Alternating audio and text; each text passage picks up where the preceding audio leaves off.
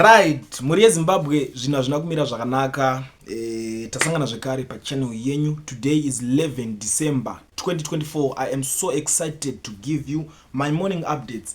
Nyaya ndava nayo pano kana kuti nyaya dzandava nadzo panapa dzakawanda. Munozviziva kuti nini mazuva ano ndiri wegango ndinotanga dzita dzekusanganisa ndova nadzo dzeseka 1 so that munongoenda muchingonosangana nadzo makadaro. Kana uchingotoona ndatouya kudai so handina ngoya kutambisa, ndinouya asina mafanisi. Kana uchizivawo kuti wewe unodedzera kuti pasi neZANU PF hauchaide, tanga nekulike this video right now kuitira kuti ZANU PF iboikane.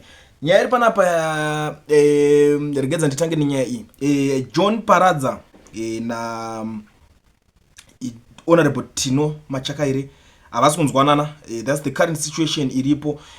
Tino Machakaire akarova reshuffling dzake, akamixa zvavo zvemanhingirikini, zvavo leadership yavo yekuyouth, zvavo zvekuZANU PF. And pakamboita karunyararo, vanhu vakatanga kuti chii chiri kuitika, vanhu ava vanenge kuratidza kunge havasi kuwirirana. Takazongoona vanhu vakatongovarairwa John Paradza akungobudikira achirivhesa reshuffling yakaitwa naTino Machakaire achitaura kuti hazvisi pamutemo. Ndo mashoko akabuda achitaurwa, akarivhesawo nezitsamba rake. Asi tiri kuona panapa kuti vaviri ava amen zviri kutotishamisawo kuti Vice ane simba rekurivhesa zvinhu zvinenge zvaitwa naleader here. Ndo zvimwe zvinhu zviri kutotishamisawo panapa. Ndo zvinhu kuti but ndiri kuonawo some Zimbabweans vari kubuda vari kuti I like how the fight even escalated to use of different letterheads. Pane ane letterhead rakasimba kupfuura remumwe. Umwe vari kuti deputy anosuspenda madecisions aleader wake here. Confusion at part level munyika ndizvozvo kwese kwese pakaipa. One organization, two different letterheads, red flags, we see them.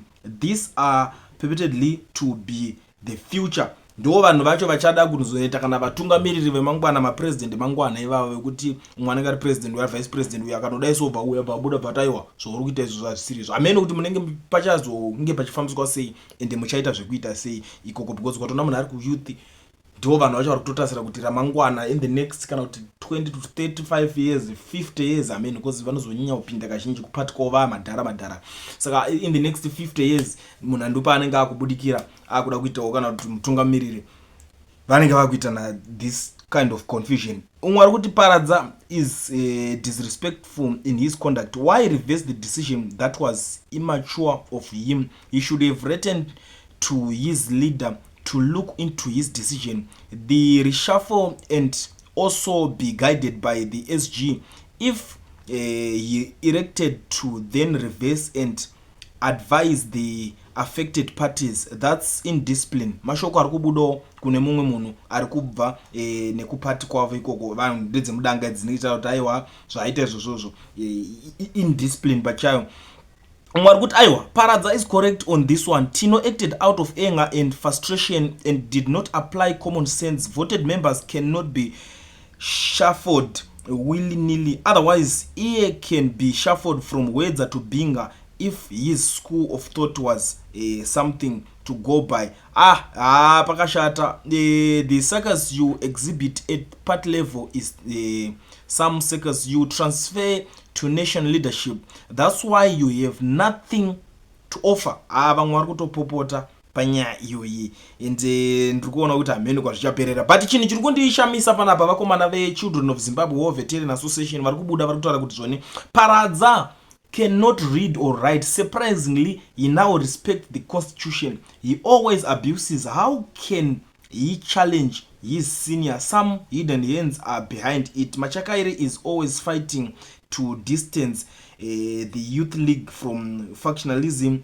He refused to be used. Now they want him down. Ndo mashoko mamwe akubuda kune vanhu kuti aiwa uyu Paradza agone kuverenga, agone kunyora constitution yacho iyo hatozimboziva kuti akaverenga sei constitution. Panapa akubuda akunzi akuoposa zvinhu kutaurwa naMachakaire anenge azviverenga nguwai pakaipa hama dzadiwa. So tiri ipapo ndiri kuzoona futi panapa kuti zvoni Machakaire ari kubuda ari kupindura tsamba zvekare yaparadza yacho iyoyo. Kafaiti kacho kari kuenderera kumberi, ari kuti aiwa please ndachikumbira kuti ukwanise kunge uchiwithdrawa zvinhu zvawaita izvozvo chincha. Unongoziva kuti machakairi kana kutaura makanyatsomuRevha Mushe munhu kuti makamuRevha Mushe akatanga kutaura akamira apa unochanzwa voice ichitaka kushoshoma, so wotoziva kuti anenge ane hasha. That's the current situation. Ndo zvandiri kuona zviri kuitika panapa. Machakairi abudiswa yake tsamba achitaura kuti John Paradza ngawithdrawe tsamba yake. Mafights kwakuratidzana masimba. I don't know kuti zvinopera Mushe here zvinhu kana zvichidai. So tombosendeka iwo paside, tombopinda imwe kudza ichipanga ari kunzi akambopinda angari mumaoko emapurisa panapa nenyaya yembeu presidential inputs. Ndo zvinhu zvacho kazvitingotaurwa panapa pari kunzi kudza ichipanga ZANU PF official yesterday appeared before Rusape Magistrate Court facing charges of stealing presidential Pfumvudza inputs worth 11,200 from the Department of Agriculture Research and Extension ARIX in Makon district. He appeared before Rusape Regional Magistrate Mrs. Banda Mateko, who remanded him on $400 bail to January 30. Chipanga was ordered to reside at his Wakefield farm in Headlands. Report on Monday and Friday every week at Rusape Rural Police Station until the end of his trial, and must not interfere with witnesses or investigations. Dopa yawe Chipanga wenyu uya unozati from hero to zero ndo iripo, haisiri zero to hero, ya hero to zero. Ndo munhu uya kumbobuda chegore riya achitaura kuti zvoni masoja kuita sei kwacho vanhu gabewo chinchi, akazobuda apfekedzwa apology jazz akukumbira ruregerero kuti sorry zvenyu chichichi takazodididi. The same guy okumisa Soja Love kwamutare pepe achini Soja Love kuita sei, Soja Love achisi chinhu ngagare pasi, Soja Love wakufarisa is the same guy panapa ari kusangana nenyaya yekunzi akarova zvinhu zvepfumvudza. Ikoko kuZANU PF kwavoka kuri kupisa zvinhu hazvina kumira Mushe. Panapa ndikusangana neimwe pari kunzi ZANU PF Midlands Province Vice Chairman Louis Matutu yesterday appeared at the Harare Magistrate Court facing fraud allegations involving 150,000. Ameno pamwe December, I don't know, maybe it's December andisikuziva kuti chii chiri kuchazoitika pamwe December. That's why vanhu vari kunyatsosanganisana nenyaya dzese dziri kuitika idzi. Panapa ndiri kuona imwe iri kunzi Lungu should appeal the unconstitutional judgment made yesterday. Vanhu veZANU PF vari kubudawo vari kutaura mafungiro avo panyaya yezvinhu zvakaitika kuZambia nezuro panapa pari kunzi President Mnangagwa is chairperson of SADC should address the weaponization of the law by the regime in Lusaka. Lungu's ban on the ballot paper is illegal and a means to supprime the voices of the Zambian people. Pakashata pakaipa.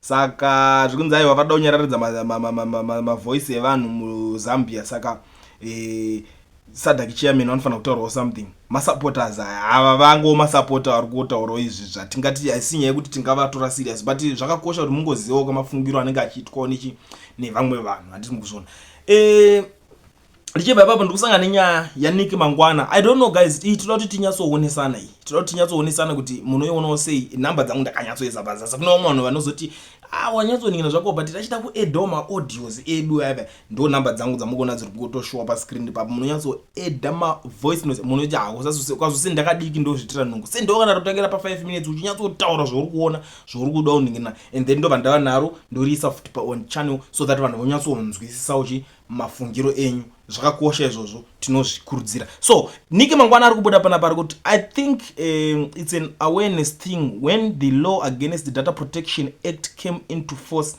we may not have given it a relevant publicity. Let's try again. Be mindful of what you post on social media. Data Protection Act is in force and ignorance is no excuse. Avoid sharing sensitive info, insults or false information that can land you in trouble. Apedza zvake. But ngationesani guys, nyaya iyoyi in Zimbabwe there is freedom of expression. Saka tikunoti part of freedom of expression, freedom of expression yacho yakuita chitonorwiswa mbijana noreso. I don't know kuti because unaona nyaya iri kunetsera zvinhu izvi guys. Vanhu ava zvinhu zvese zviri kuitirwa mapolitician ende vari kuona kuti vari kuda kunyatso kunyararidza mavoice evanhu chezvo.